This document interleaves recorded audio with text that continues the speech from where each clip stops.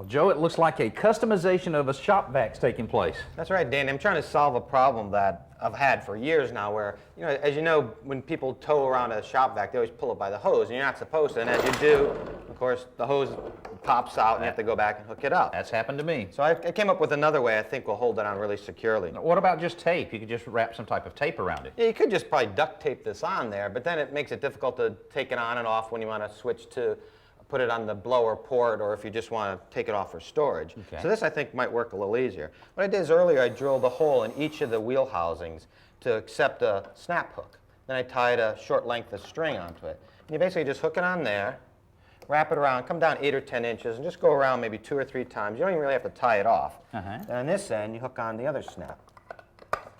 Then you tie it off. And the reason you tie it off after hooking it on, it allows you to pull the tension. Because if it's not tight, then the hose might pop out again. Okay, all right. It seems like, of course, that would definitely keep the hose from pulling out, but it also maybe would keep you from tipping over the shop vac, which is another thing that commonly happens. Right, because we have it tied off at the base. You're not pulling the tension at the top. So as you can see, you tow it along pretty hard and that hose won't come out. That's a great idea, Joe.